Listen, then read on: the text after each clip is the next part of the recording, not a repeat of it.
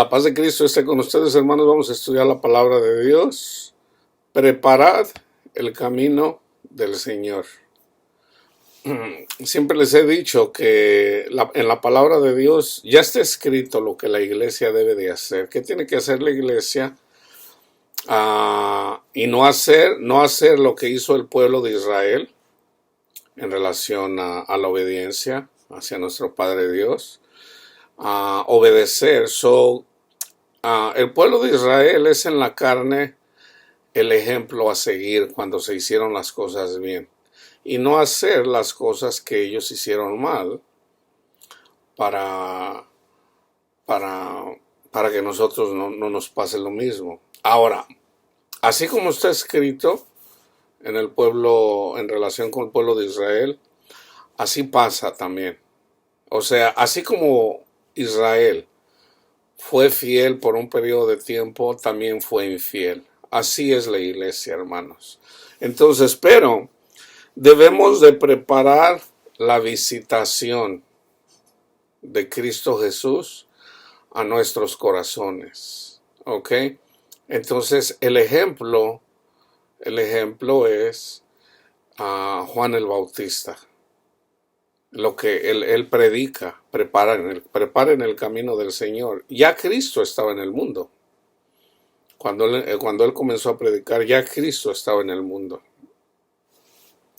Entonces, fíjense bien, vamos a los versículos que tienen que ver con la visitación de nuestro Padre Dios a través de Cristo Jesús a su pueblo, que también es literal para la iglesia. Pero, ¿en dónde lo debemos de esperar? En nuestros corazones. Preparen el corazón. Dame, hijo mío, tu corazón para que veas mis caminos. Y hay una exhortación donde el Señor dice, castiga al pueblo de Israel porque no quiso entregarle su corazón al Señor para que el Señor los bendijera. Eso lo hice en el estudio antiguo, el que hice ayer. Salmos 8:4. Digo, ¿qué es el hombre para que tengas de él memoria, y el hijo del hombre para que lo visites? Salmo 17:3. Tú has probado mi corazón, me has visitado de noche, me has puesto a prueba y nada inicuo hallaste. He resuelto que mi boca no haga transgresión. Aquí cuando dice me has puesto a prueba, habla de la fidelidad a Cristo, hermanos. Es fidelidad lo que quiere Cristo. ¿Okay? Cuando dice nada inicuo hallaste, es en la medida, si nosotros ponemos la mirada en Cristo Jesús, nada inicuo hay en Él. Entonces, como la tenemos en Él, a su perfección nos perfecciona a nosotros. ¿Ok? No son nuestras obras, no. La única obra es nuestra mirada en Él. Salmos 65:9. Visitas la tierra y la riegas, en gran manera la enriqueces. Con el río de Dios lleno de aguas, preparas el grano de ellos, cuando así la dispones. Ahora, ¿cómo llega el Señor a nuestros corazones? A través del Espíritu de Dios, o sea, a través de los ángeles, a través del Espíritu Santo. Dios el Padre, nadie lo ha visto, pero hay personas que vieron el ángel de Jehová, al que se le adoraba. Un ángel puede volar, un ángel puede irse de un lugar a otro rápido, un ángel puede verse como un hombre. Uno pudiera mirar un ángel, pero mirar una persona humana, pero en realidad es un ángel, entonces nosotros no sabríamos distinguir. No sabríamos distinguir a menos de que el Señor nos lo revelara. Entonces, está el ángel de Jehová, está Cristo en carne y hueso, y está nuestro Padre Dios, que es un espíritu. Entonces, el Señor riega la tierra, sobre todo con su palabra y con su Santo Espíritu, los ángeles. Pero a través de su palabra y a través de los ángeles, eventualmente Cristo y nuestro Padre Dios nos visitan aquí a este mundo, que es como si anduviéramos de noche, pero si andamos en el Señor es como si anduviéramos de día. Salmos 65:9, visitas la tierra y la riegas, ahí está, en gran manera la enriqueces. Entonces, eso es. Salmos 106:4 y 5, acuérdate de mí, oh Jehová, según tu benevolencia para con tu pueblo. Visítame con tu salvación. Fíjense el contexto. Para que yo vea el bien de tus escogidos, para que me goce en la alegría de tu nación y me gloríe con tu heredad. En el Antiguo Testamento, la heredad de Dios eran los levitas. Los levitas fueron los escogidos para trabajar en su templo. El pueblo de Israel fue el pueblo escogido por Dios, la descendencia de Abraham. Entonces, nosotros debemos de gloriarnos en la salvación a través de Cristo Jesús y que nos gloriemos con la heredad de Él. Por ejemplo, a la tribu de Judá le dio tierra, a todas las tribus les dio tierras, les dio posesiones, pero a los levitas les dijo, yo soy su heredad. Ustedes no necesitan tierra, yo soy su heredad. Entonces nosotros nos gloriamos eventualmente con los levitas, eventualmente los nuevos levitas, los escogidos de Dios, a los que Cristo llamó para trabajar para su ministerio, aunque también el Señor llamó a otras personas para llevar calamidad por la desobediencia. Proverbios 19:23. El temor de Jehová es el Espíritu Santo, hermanos. Cuando una persona recibe el Espíritu Santo, ya tiene temor de Dios. ¿Ok? El temor, nosotros no tememos a Dios si no tenemos el Espíritu Santo en nosotros. Nosotros recibimos el Espíritu Santo cuando nos reconocemos pecadores y reconocemos que somos salvos de la ira de Dios a través del sacrificio de Cristo Jesús, del testimonio de Cristo. Entonces, cuando recibimos el Espíritu Santo, entonces comienza en nosotros el temor de Jehová. El temor de Jehová, con la llenura del Espíritu Santo, es para vida. Y con él vivirá lleno de reposo el hombre. No será visitado de mal. Ninguna condenación hay para los que están en Cristo Jesús, los que son guiados por el Espíritu Santo. Jeremías 27:22. A Babilonia serán transportados, y allí estarán hasta el día en que yo los visite, dice Jehová, y después los traeré y los restauraré a este lugar. Ellos vivían en sus tierras. Entonces Jeremías vino y les dijo, viene un mal del norte, cuando les habla acerca de la olla hirviendo. Y dice, viene un pueblo del norte. Y era Babilonia, era el ejército de Babilonia. Entonces el Señor eventualmente les dijo, por su maldad les va a pasar esto. Entonces el Señor se enoja con ellos. Entonces el pueblo de Israel, la mayoría murieron y un remanente solamente vivió. Ese remanente fue el que fue llevado cautivo a Babilonia. Ahí iban los jovencitos de muy niños, Daniel, los profetas que estaban, Ageo, Daniel, Sadrach, Mesach, Abednego, Ezequiel. Ellos estuvieron en Babilonia 70 años. El Señor les profetizó también que iban a estar 70 años. Pero ya ahí, a Babilonia serán transportados. Esto es antes de ser llevados. Y allí estarán hasta el día en que yo los visite. Fíjense, resulta que son 70 años. El 7 es simbólico, hermanos, es simbólico. Entonces, el Señor trabaja 6 días, ¿ok? El séptimo, Él lo descansa, pero los ángeles siguen trabajando. La obra se completó el séptimo día, no el sexto. Dios trabajó 6 días nada más. Pero ya el séptimo, el Espíritu Santo lo termina. Los ángeles de Dios. Entonces, después de los 7 días, ok, comienza una nueva semana, se puede decir. Comienza una nueva era.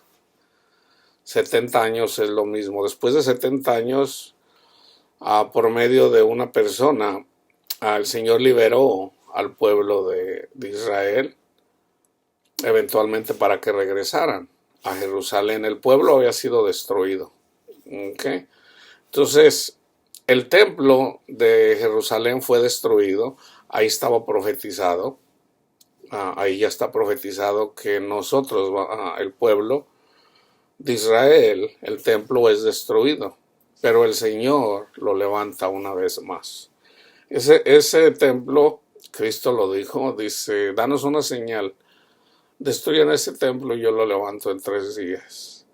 Cristo Jesús, cuando levanta el templo en nosotros, nadie lo puede destruir, hermanos, nadie. Ya una vez que Cristo levanta el templo, he ahí la importancia de creer al Evangelio y de que se forme Cristo en nosotros. Nosotros somos el templo de Cristo.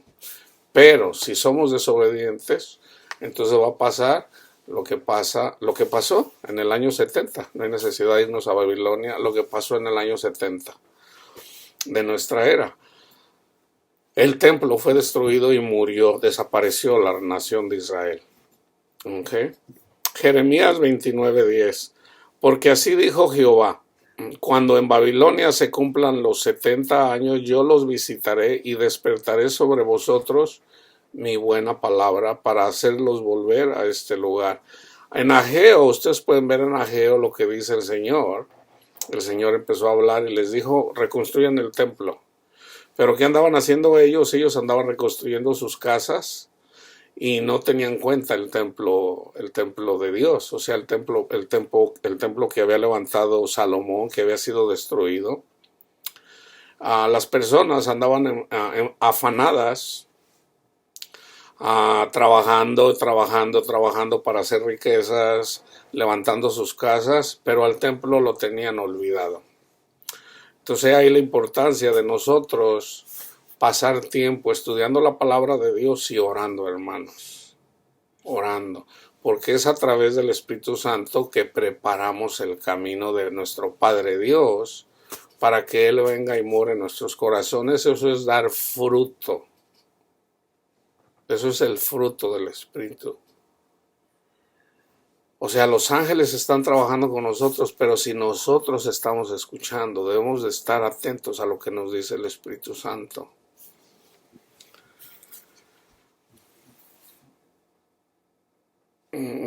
Ya les leí Sofonías 2:7. Será aquel hogar para el remanente de la casa de Judá. Allí apacentarán, en las casas de Ascalón dormirán de noche, porque Jehová su Dios los visitará y levantará su cautiverio. Zacarías 10:3. Contra los pastores se ha encendido mi enojo, y castigaré a los jefes, pero Jehová de los ejércitos visitará su rebaño, la casa de Judá, y los pondrá como su caballo de honor en la guerra. Estos que montan el caballo son los fieles del Señor, son los fieles a Cristo, como los apóstoles. El ejemplo son los apóstoles, a excepción de Judas. Entonces, el Señor levanta una generación de pastores ineptos, pero lo hace Él, hermanos.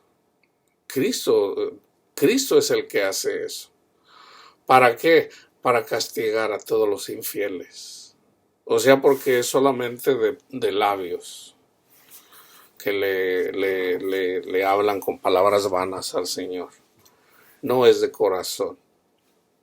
Fíjense, está en Zacarías 11:16. Porque he aquí yo levanto en la tierra a un pastor que no visitará las perdidas, ni buscará la pequeña, ni curará la perniquebrada, ni llevará la cansada a cuestas, sino que comerá la carne de la gorda y romperá sus pezuñas. Eso es lo que está pasando en esta generación. Dios, pero ¿quién lo hizo? Él lo hizo. Okay. Ahora vamos en relación a Juan el Bautista. Acuérdense que el Señor dijo que Juan Bautista fue el profeta más grande. Él fue más grande que Isaías para los ojos de Dios. Él fue de hecho se puede decir que él tenía el espíritu de Elías. Jesús lo dijo. Entonces, pero él fue el más grande. ¿Por qué? Porque fue el único que miró a Cristo Jesús en carne y hueso. Por eso fue el más grande. Pero el más pequeño en el reino de los cielos es más grande que Juan el Bautista. Aquí no se trata de que yo soy más grande que Juan el Bautista, sino de la importancia, hermanos, de la importancia, para que nadie piense. Fíjense, una cosa es, nadie piense más acerca de sí mismo de lo que es. O sea, nosotros no somos nada sin Cristo, pero con Cristo somos coherederos con Cristo. Nosotros podemos hacer los milagros que hizo Cristo y aún más. ¿Por qué digo esto? Porque Cristo lo dijo. Cosas mayores que estas harán. Ustedes van a hacer estas cosas y aún mayores. No, soy tuyo. ¿Por qué? Porque ya el Señor, porque ya Cristo está en el cielo, pidiendo por las cosas. Nosotros lo podemos hacer en la carne, pero también en el Espíritu. ¿Ok? A través del Espíritu Santo. Esto es lo que dice el Señor acerca de Juan Bautista y acerca del Señor.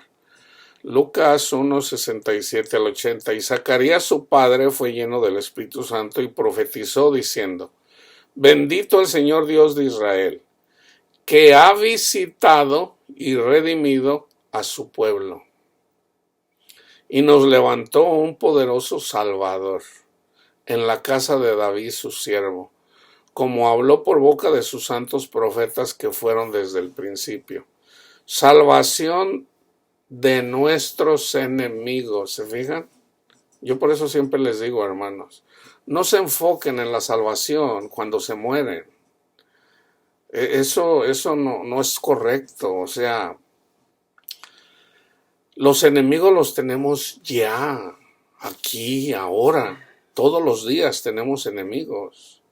Entonces nosotros necesitamos salvación todos los días. Salvación de nuestros enemigos, y sabemos quiénes son nuestros enemigos. Y de la mano de todos los que nos aborrecieron, para hacer misericordia con nuestros padres y acordarse de su santo pacto, del juramento que hizo Abraham, nuestro padre, que nos había de conceder que, librados de nuestros enemigos, sin temor, les serviríamos en santidad y en justicia delante de él todos nuestros días. Y tú, niño, profeta del Altísimo serás llamado, porque irás, aquí ya está hablando de Juan el Bautista, porque irás delante de la presencia del Señor para preparar sus caminos, para dar conocimiento de salvación a su pueblo, para perdón de sus pecados. Ahora, Juan el Bautista también es figura de Cristo. Figura de Cristo. Juan el Bautista es el símbolo. Jesús es la esencia.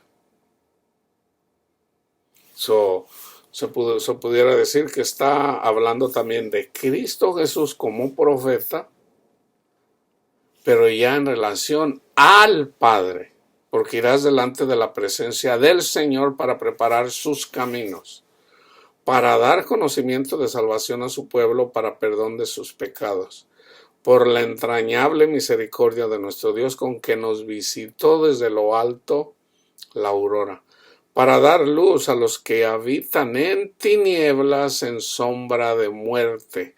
Toda persona que vive en este mundo está en sombra de muerte. En sombra de muerte. Para encaminar nuestros pies por camino de paz. Y el niño crecía y se fortalecía en espíritu y estuvo en lugares desiertos hasta el día de su manifestación a Israel. Esto es lo que hace el Señor con nosotros para prepararnos para llevar el mensaje. De alguna forma simbólica, yo todavía estoy en el desierto, hermanos, porque yo muy poco salgo yo de mi casa. Ahora, Juan el Bautista anduvo en el desierto preparando, o sea, el Señor lo estuvo preparando para venir fortaleciéndolo, así como decía, el niño crecía y se fortalecía en espíritu. El Señor me va fortaleciendo, me va fortaleciendo. Ya estoy predicando, pero todavía estoy en el desierto, aquí, predicándoles. Entonces, eventualmente, el Señor nos lleva, eventualmente a salir, nos lleva a algún lugar por un periodo de tiempo. Cada persona es diferente, ¿verdad? Unos por al día, otros por año, por meses, años, otros por muchos años. Hay personas a las que el Señor los preparó cuando eran jovencitos y toda la vida le han servido al Señor desde su juventud. Hay personas que el Señor nos llama. A mí me llamó el Señor en mis 40, y aunque duré yo muchos años sin entender,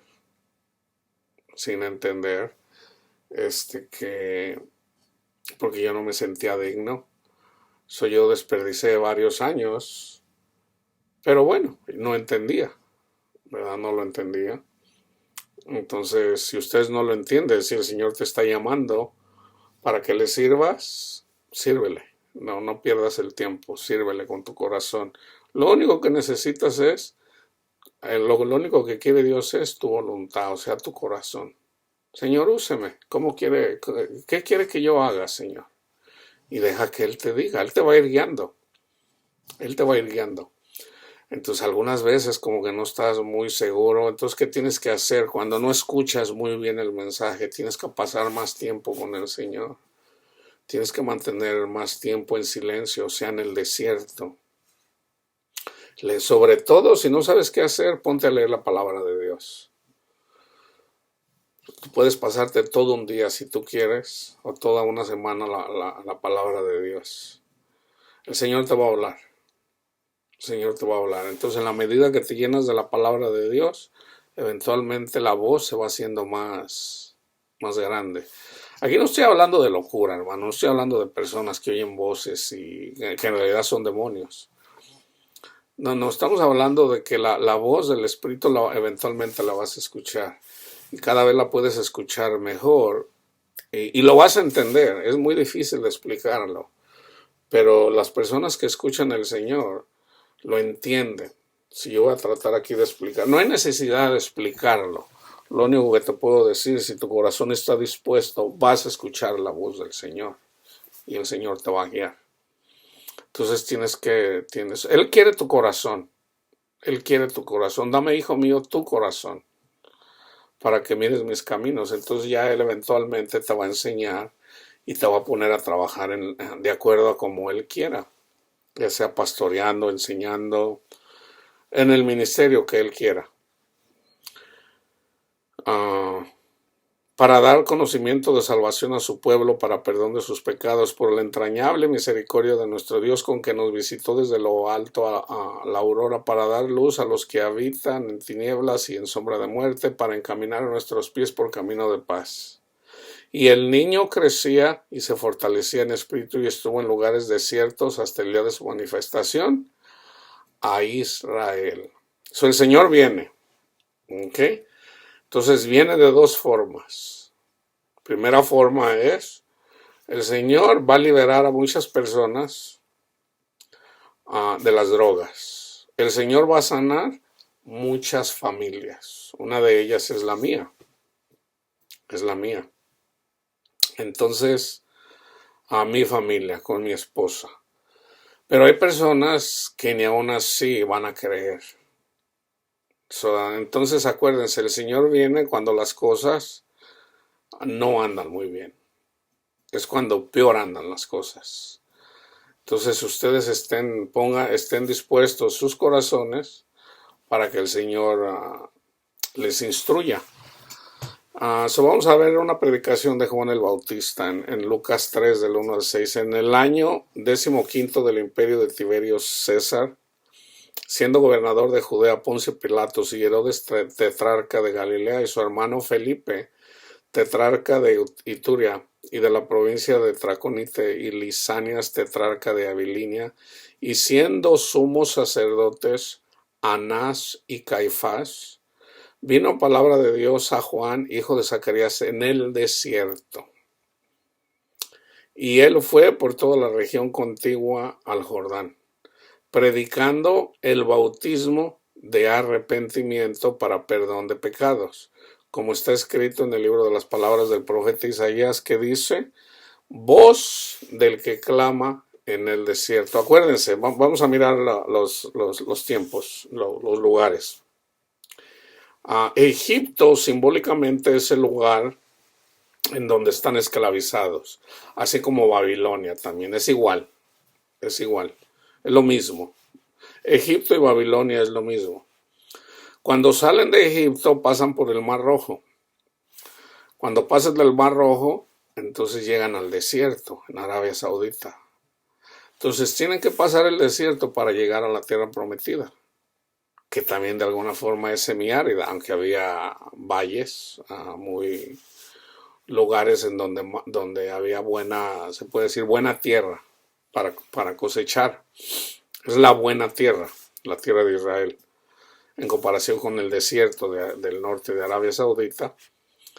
Entonces, aquí cuando habla casi siempre, cuando miren desierto en el Antiguo Testamento, y algunas veces simbólicamente en el Nuevo, está hablando ya una vez que somos liberados por la sangre del Cordero, a través del Evangelio, y venimos por el desierto, para poder llegar a la tierra prometida. Esto es para que Cristo en su visitación venga a nuestros corazones. Debemos de preparar la tierra, el camino.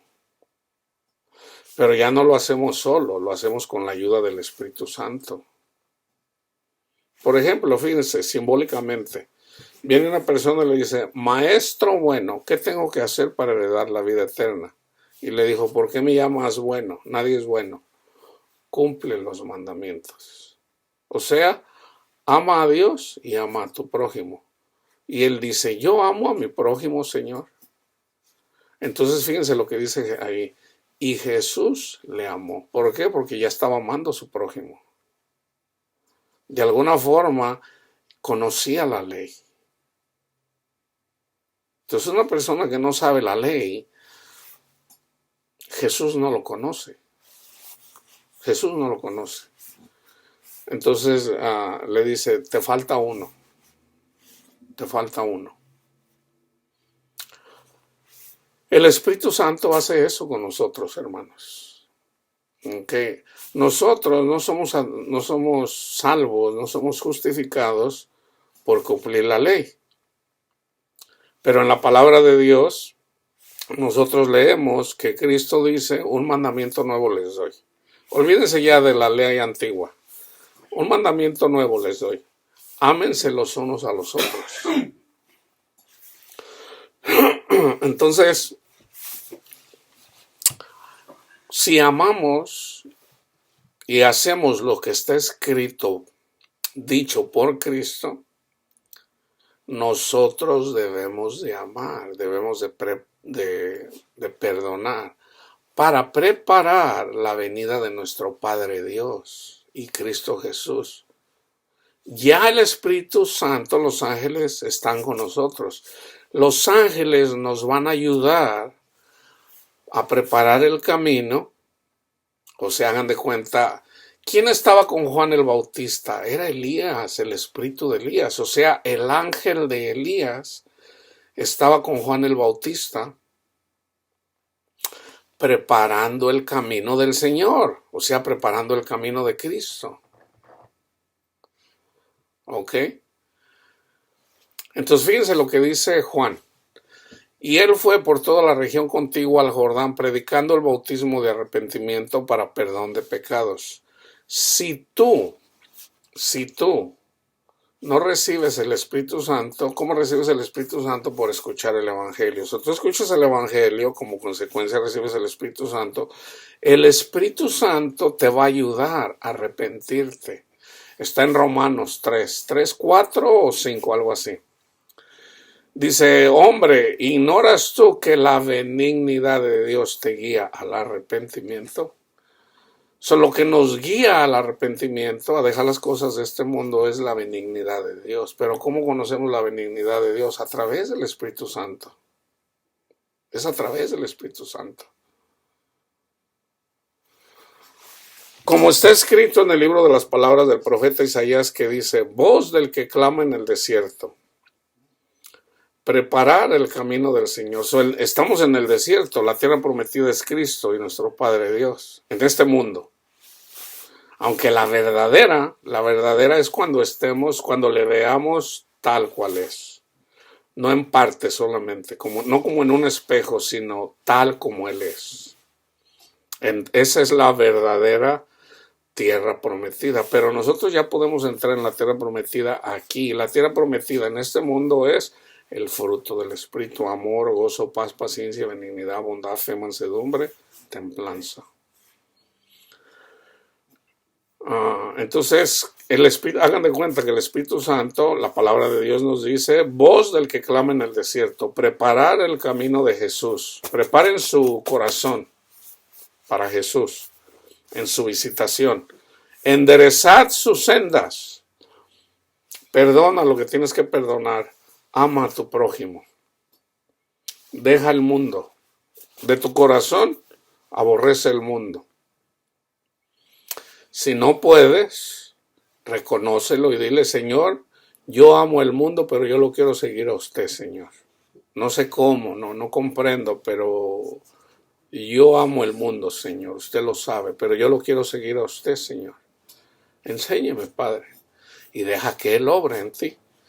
Todo valle se rellenará y se bajará todo monte y collado. Los caminos torcidos serán enderezados. Los que andan en las drogas, los que andan enojados con sus esposos, con sus esposas, con sus hijos, con sus padres. Todo el que tiene la mirada en el mundo, los caminos torcidos serán enderezados y los caminos ásperos allanados. Y verá toda carne la salvación de Dios. Eventualmente, todos van a ver a Cristo. Todo ojo le verá. Ese ya es en la séptima trompeta. Es en el otro mundo, no aquí. Aquí no todo mundo bueno, de alguna forma simbólica sí le mira, pero algunos de ellos lo miran, pero más bien enojado por las obras. O sea, por ejemplo, en las guerras. Eso es Cristo hablando.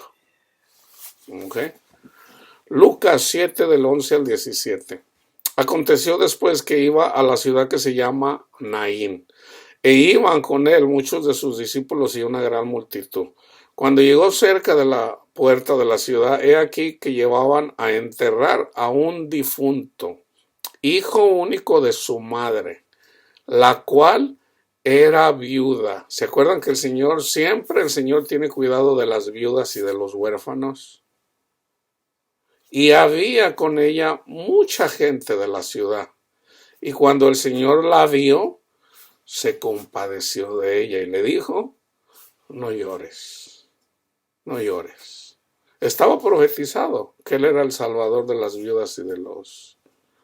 Si hay alguien que le quebrante al Señor, son las viudas y los huérfanos.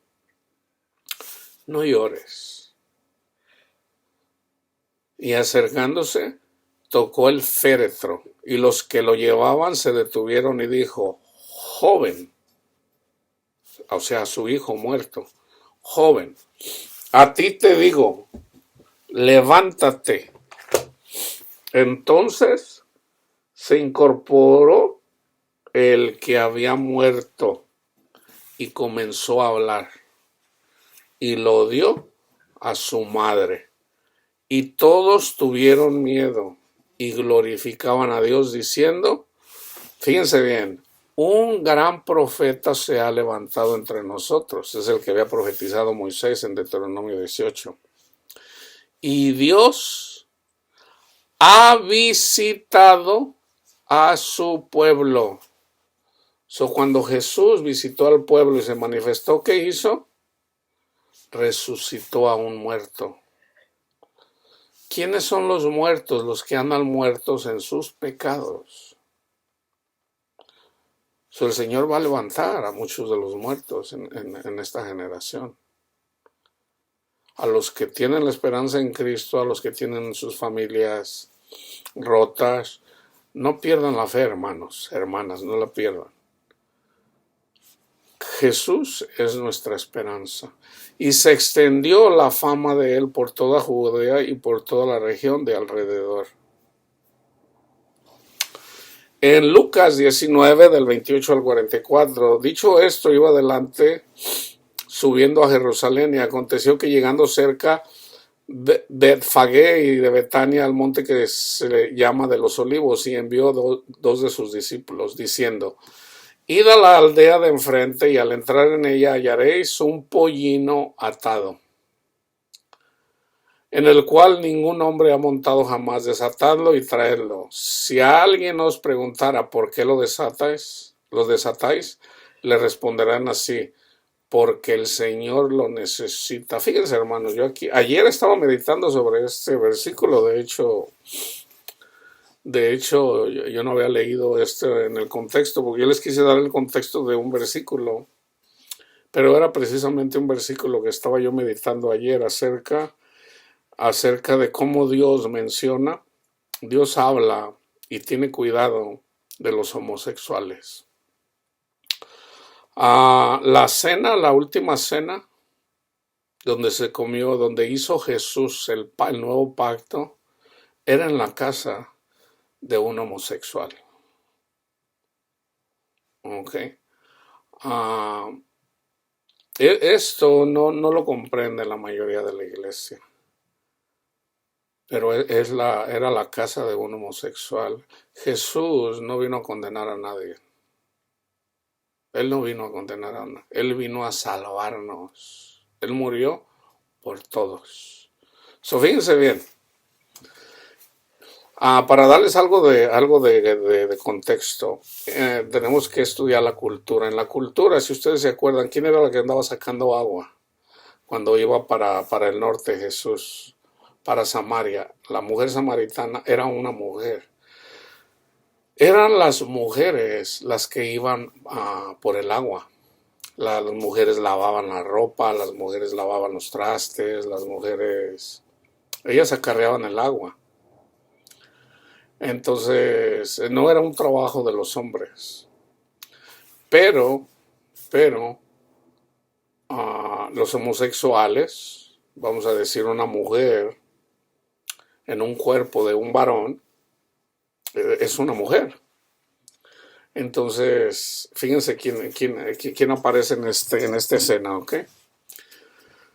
Si alguien les preguntara, ¿por qué lo desatáis?, le responderá, es porque el Señor lo necesita. Fueron los que habían sido enviados y hallaron como les dijo. Y cuando desataban el pollino, sus dueños les dijeron, ¿por qué desatáis el pollino? Ellos dijeron, porque el Señor lo necesita, y lo trajeron a Jesús. Habiendo echado sus mantos sobre el pollino, subieron a Jesús encima y a su paso tendían mantos por el camino. Cuando llegaban ya cerca de la bajada del monte de los olivos, toda la multitud de los discípulos gozándose comenzó a alabar a Dios a grandes voces por todas las maravillas que habían visto, diciendo: bendito el Rey que viene en el nombre del Señor, paz en el cielo y gloria en las alturas. Entonces algunos de los fariseos de entre la multitud le dijeron: Maestro, reprende a tus discípulos. Él respondiendo les dijo: os digo que si estos callaran, las piedras clamarían. Cuando llegó cerca de la ciudad, al verla, lloró sobre ella, diciendo: oh, si tú conocieres, a lo menos en este tu día, lo que es para tu paz, mas ahora está encubierto de tus ojos. El Señor les cegó el entendimiento para darle cabida a los gentiles, hermanos. Dios sigue amando al pueblo de Israel, pero el Señor les cegó el entendimiento para dejarnos entrar a nosotros, los de la mujer estéril, simbólicamente. Porque vendrán días sobre ti cuando tus enemigos te rodearán con vallado y te sitiarán. Esto pasó en el año 70.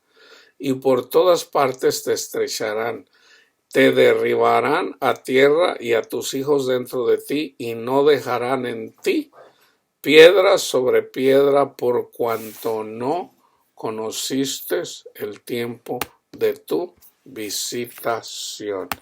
Es necesario saber el tiempo de la visitación,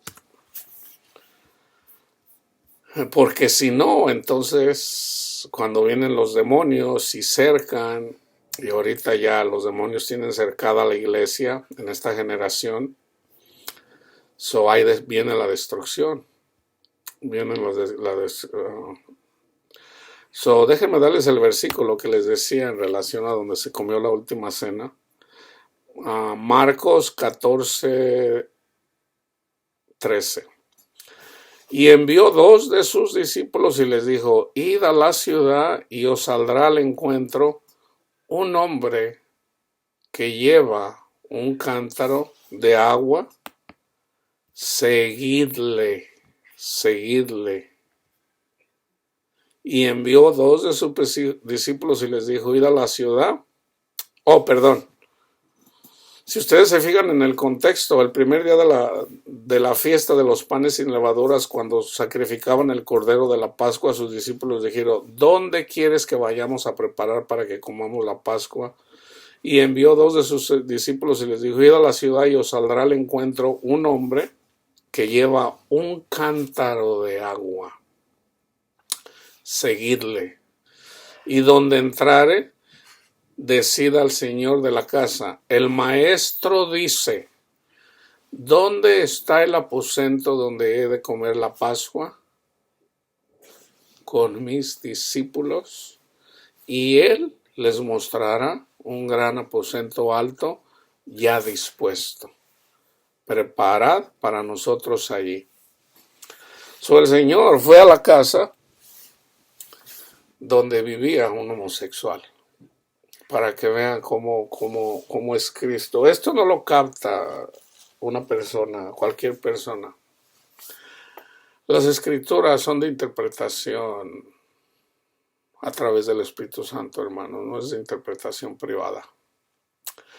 El Señor tiene cuidado de todas las personas.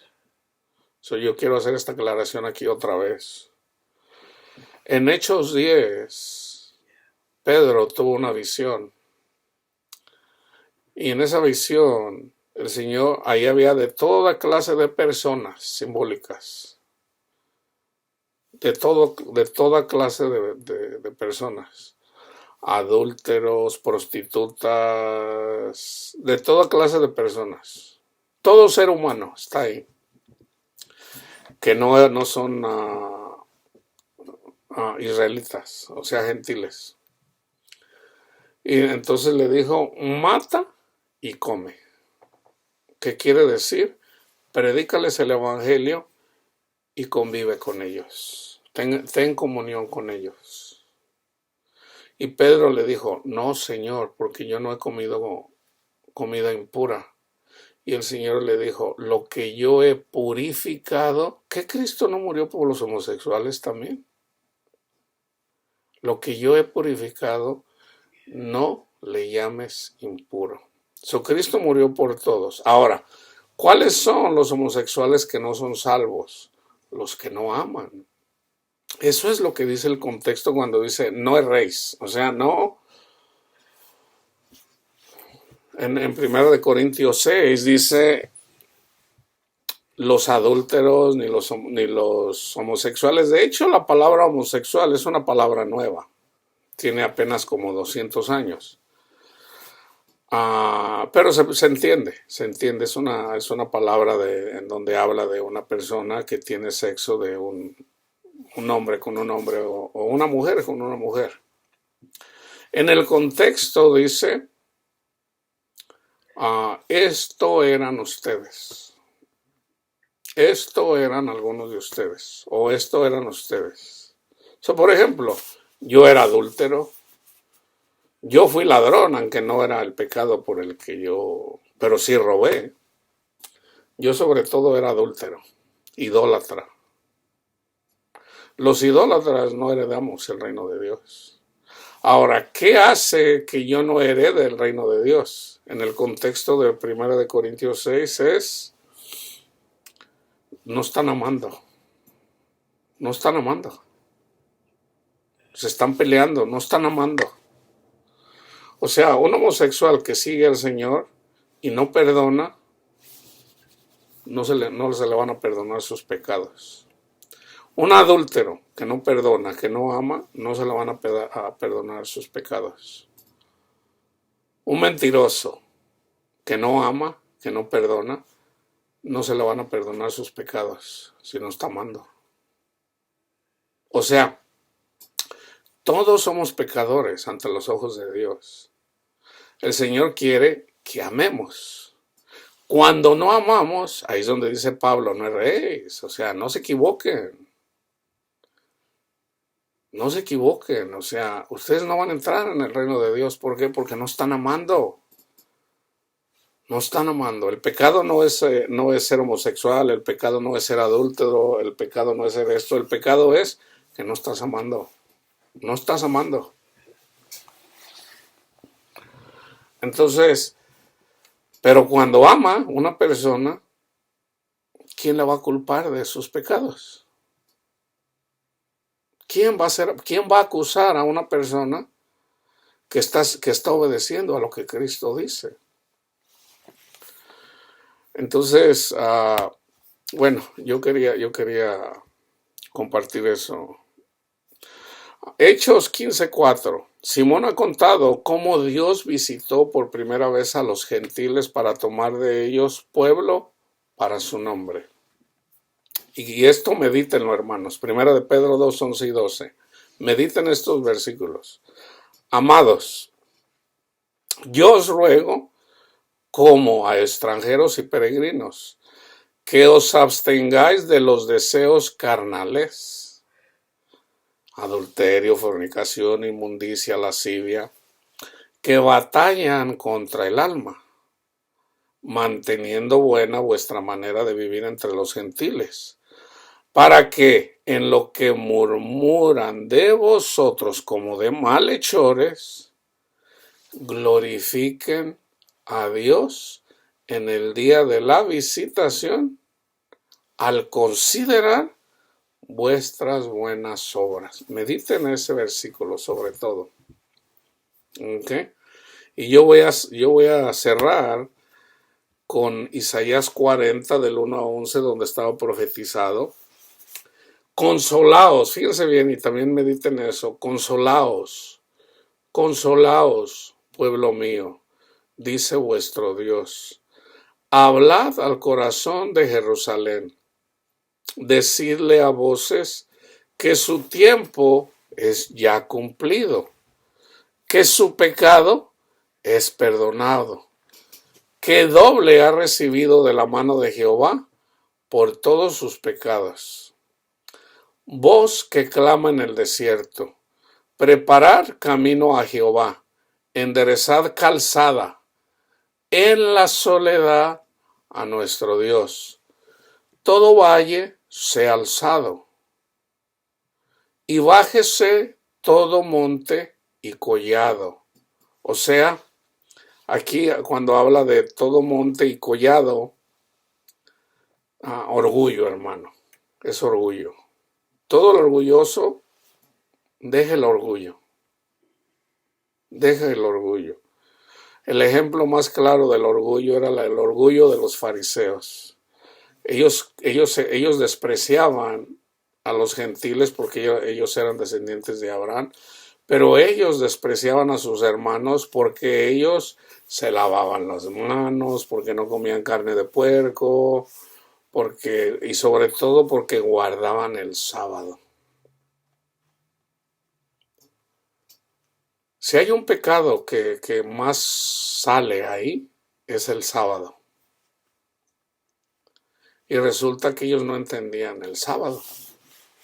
De hecho, todavía hasta la fecha, la mayoría de la iglesia no entiende el significado del sábado o el domingo. Porque hay congregaciones donde dice que si no te congregas los sábados o los domingos, estás pecando. Tú puedes estar, dice Jesús, la hora viene y ya es cuando los verdaderos adoradores adorarán al Padre en espíritu y en verdad. Y en verdad. Ahora, debemos de congregarnos. ¿En dónde nos congregamos? En el cielo, en espíritu y en verdad. Pero tenemos que dar testimonio al mundo. Pero es para testimonio al mundo, para que vean cómo nos amamos. Por ejemplo, nos reunimos en la casa de Panchito. El Señor dice, en la casa de Panchito. Entonces nos vamos a la casa de Panchito y ahí llegan personas, por decir, personas que tienen dinero y personas que no tienen nada. Y ahí se aman todos. Véngase, hermano. Yo voy a traer comidita, véngase con su familia, aquí vamos a comer, vamos a platicar se reúne la iglesia. Si una persona está triste, si está llorando, lloramos con él. Si una persona está alegre, nos alegramos con él o con ella. Si una persona tiene una necesidad, le ayudamos a la persona en su necesidad. Ese es el ejemplo eso es ser la luz del mundo. No se trata de ir a reunirse. O sea, ¿qué ve la gente de afuera? Lo único que ve la gente de afuera cuando se congrega a la iglesia es cómo llegan a un lugar y cómo salen. Entonces el testimonio es cómo salen del parking. ¿Cómo salen de ahí? Es el único testimonio, pero en realidad el testimonio debe de ser de que vean a una familia de ricos y pobres, en donde el que es rico en algo, ayuda al pobre. Por ejemplo, el rico en la fe le va a ayudar al pobre en la fe. El que es rico con dinero le va a ayudar al que es pobre con dinero. El que es rico en una cosa siempre le va a ayudar al pobre en la otra. El que tiene palabra de Dios, es rico en palabra de Dios, debe de compartir con el que no entiende la palabra de Dios. Esa es la verdadera iglesia, hermanos. Eso es lo que tenemos que hacer. Y si hay una persona, vamos a decir, no, pues yo tengo cáncer. Pues vamos a orar por el hermano para que el Señor lo sane. Entonces se comienza con el evangelio. Si alguna persona está enfermo, llévelo con los ancianos. Entonces, ¿qué hace el anciano? ¿Qué haría yo con una persona, vamos a decir, que tiene cáncer? ¿Saben qué haría yo para que sane? Lo que estoy haciendo ahorita con ustedes. Le voy a pasar tiempo. Le digo, ya vengas, hermano, vamos a estudiar la palabra de Dios, vamos a conocer, para que conozca a Cristo. Entonces yo le empiezo a hablar de Cristo. Ya lo que el Espíritu Santo me diga, eso le voy a dar. Puedo comenzar a lo mejor con Mateo. Vamos a estudiar el libro de Mateo. Y puedo empezar con Mateo, capítulo 1, ahí. La descendencia de Cristo. Entonces lo leemos, a ver cómo ve, hermano, mira, aquí el Señor hizo esto, y en la medida que le estoy compartiendo palabra, le hablo del amor de Dios, le hablo cuánto le ama el Señor, lo animo, mire, no tenga miedo al Señor. Cristo Jesús, él está vivo todavía, Él no está muerto, Él vive. Él sigue sanando personas de cáncer, sigue sanando personas de enfermedades. No tenga miedo. Entonces, en la medida que él va conociendo de Cristo, eventualmente el Señor lo sana. Tan simple como eso, hermanos, lo sana. Pero más importante es saber qué es lo que anda haciendo mal. Y el Espíritu Santo se lo va a decir. Se lo va a decir a través de mi palabra, pero con la palabra de Dios. Y el Espíritu Santo le va a abrir el entendimiento para que el Espíritu Santo le va a redarguir de pecado para decirle, es que no has perdonado a Juanito. Juanito te ofendió acá y no lo has perdonado. Entonces el Espíritu Santo le va a decir, no, pues fíjese que en realidad a mi vecino que se llama Juanito me ofendió, yo le tengo mucho coraje. No, pues arrepiéntase, ¿verdad? Dios es bueno, si Dios nos perdona nuestros pecados, debemos de perdonar a todos los que nos ofenden. ¿Verdad? Vamos a orar por Juanito para que Dios lo bendiga y vaya y discúlpese con él y qué sé yo. Entonces, en la medida que él hace eso, es más importante que la persona se ha sanado su corazón en relación con su prójimo que en relación al cáncer. Cuando él tiene una buena relación con su prójimo, el cáncer desaparece, hermanos, automáticamente. Automáticamente. O sea, en todo caso es cómo estás tratando a Cristo. O cómo estás tratando por el que Cristo murió. ¿Lo estás amando? No, pues no. Ok, por eso estás enfermo.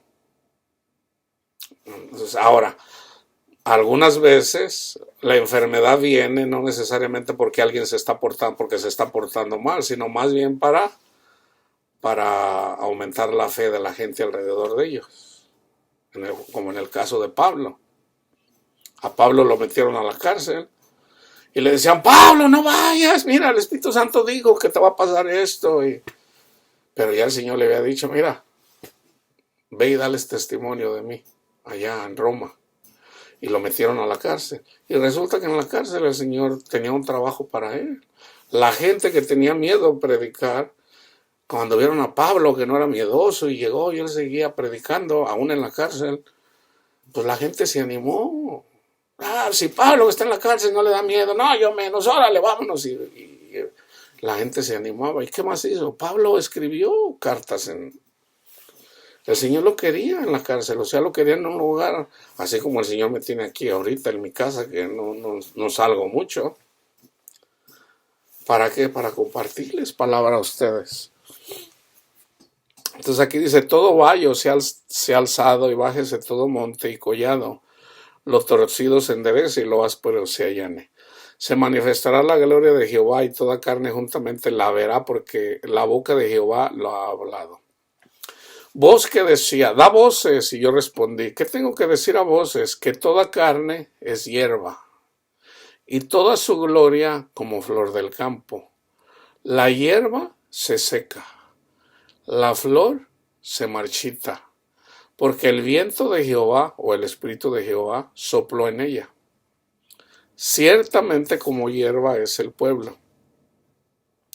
Sécase la hierba, marchítese la flor, mas la palabra del Dios nuestro permanece para siempre. Nosotros somos hierba, hermanos. Pero con Cristo Jesús somos flores que nunca se extinguen, nunca mueren. Súbete sobre un monte, anunciadora de Sión o de Jerusalén o de Cristo. Levanta fuertemente tu voz, anunciadora de Jerusalén. Levántala, no temas. Di a las ciudades de Judá, ved aquí al Dios vuestro. He aquí que Jehová el Señor vendrá con poder y su brazo señoreará. He aquí que su recompensa viene con él. Su recompensa viene con él, el fruto del Espíritu. Y en la otra vida, conocer al Padre y su paga delante de su rostro. Como pastor apacentará. ¿Qué fue lo que hizo Cristo? ¿Cómo recompensó Cristo a la gente de su generación? Miró a una mujer encorvada. Fíjense, hace poquito el Señor me mostró la mujer encorvada en realidad era una prostituta. Era una prostituta. La mujer encorvada, o sea, encorvada es prostituta. Yo no lo había asimilado. El Señor me lo mostró. Entonces, vino una prostituta que tenía 18 años como prostituta. ¿Y qué tuvo que hacer ella para ser sanada?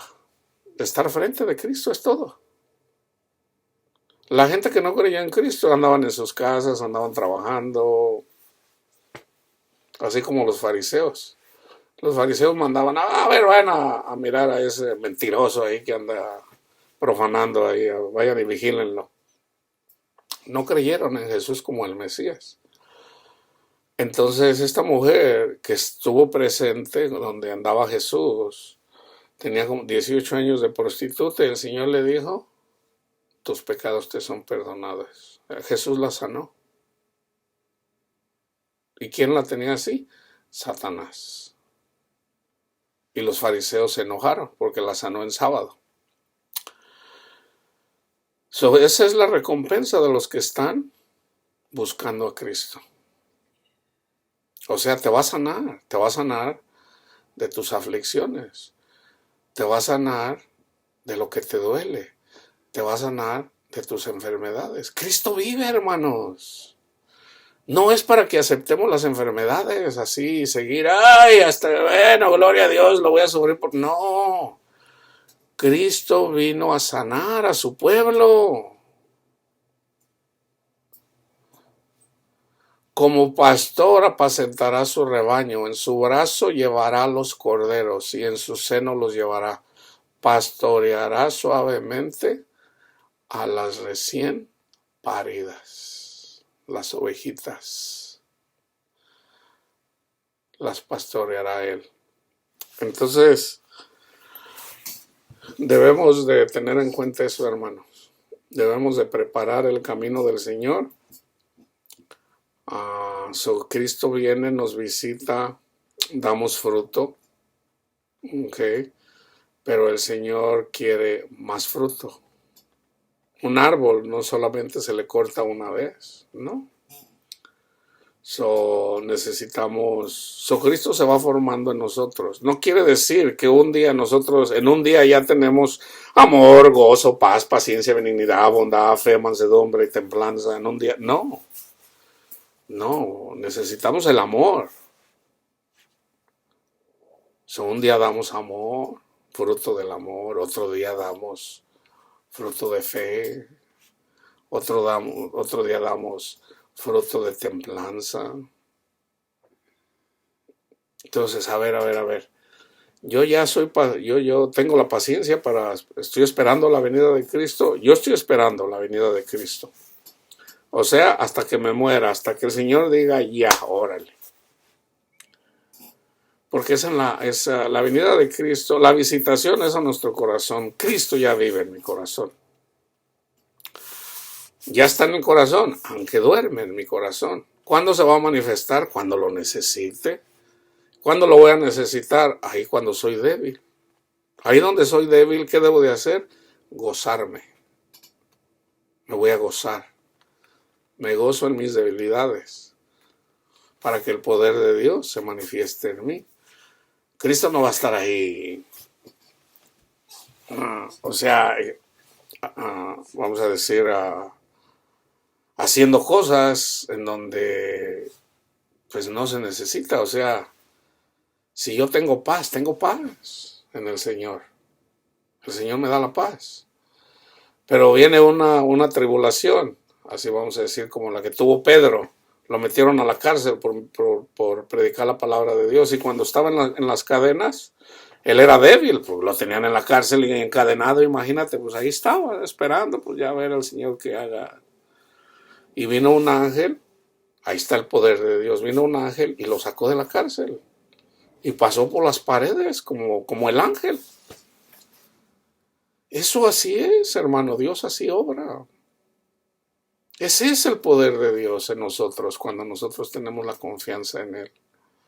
Entonces nosotros debemos de tener preparados nuestros corazones para la venida de Cristo a nuestro corazón todos los días, todos los días, todos los días, amando, buscando siempre a Cristo, alimentándonos de su palabra de Dios, platicando con Él, dando testimonio afuera. Y que de repente dijiste, híjole, aquí ya me porté mal con este. Bueno, pídele perdón al Señor. Señor, perdóneme, Señor. Ahí donde eres débil, reconoce tu pecado. Señor, mire, no tuve paciencia ahí con el trabajador. Señor, perdóneme, Señor. Entonces vas al siguiente día, le pides perdón o qué sé yo. O sea, la cosa es que te arrepientas. Cuando una persona peca y no se arrepiente, ahí hay problemas, hermanos. Esa persona tiene grandes problemas.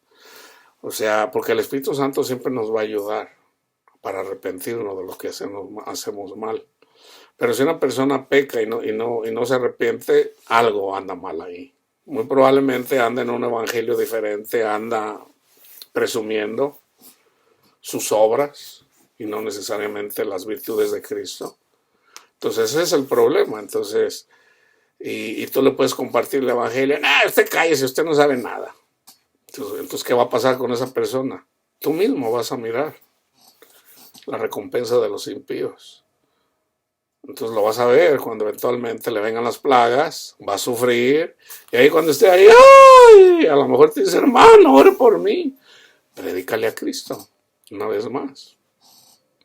Y puede que te diga, no, lárguese con su religión, yo soy de cierta denominación. Ni aún así se arrepintieron de sus maldades.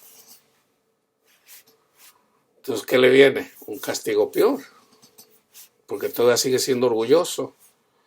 Y ya cuando eventualmente la persona no se quiere arrepentir, se muere. Se muere, o sea, hay gente que se va a morir, tenga los años que tenga. Entonces, tampoco se trata de, ándele para que se le quite. No se trata de eso, hermano. Eso es pecado. Eso es pecado. Nosotros no nos vamos a enseñorear de personas que están sufriendo, no. Vamos a ver la recompensa de los impíos, pero el Señor dice, si tu enemigo tiene hambre, dale de comer. Entonces, si tu enemigo, que al que tú le predicabas y se burlaba de ti, entonces, ay, hermanito, me está yendo de la patada. Predícale el evangelio, pero si te dice, no, hombre, usted es aleluya, ya olvídese, yo tengo mi religión. Todavía anda orgulloso. Todavía tiene orgullo. Entonces, hay tres ayes, o le viene el otro ay, y en el otro ay dice, ay, ya no lo aguanto, Señor, y luego a lo mejor viene y te vuelve a pedir palabra, pudiera ser que te escuche, pudiera ser que no. Después de tantos ayes, eventualmente se puede morir. Es palabra del Señor. A esa persona, arránquenla ya, échenla al fuego ya. Esa no va a dar fruto. Nunca más des fruto, dijo Jesús a una higuera que no le quiso dar Y todo comienza con escuchar el evangelio, hermanos. Todo comienza con escuchar el evangelio. La salvación por fe, no por obras, para que nadie se gloríe. ¿Ok? Entonces, debemos de, si el Señor te llama a predicar, hermanitos, si el Señor los llamó a predicar, el Señor les va a decir, si es a predicar, compartan. El Señor quiere hijos e hijas. Debemos de compartir el evangelio, es un mandamiento para todos. Todos debemos de evangelizar de alguna forma u otra. Hay una forma de evangelizar que es hablando de Cristo y otra forma es con nuestro testimonio. El testimonio de que Cristo está con nosotros, de que amamos, esa es una forma de evangelizar también, ¿ok? La paz de Cristo, el amor de nuestro Padre Dios esté con todos ustedes, hermanos.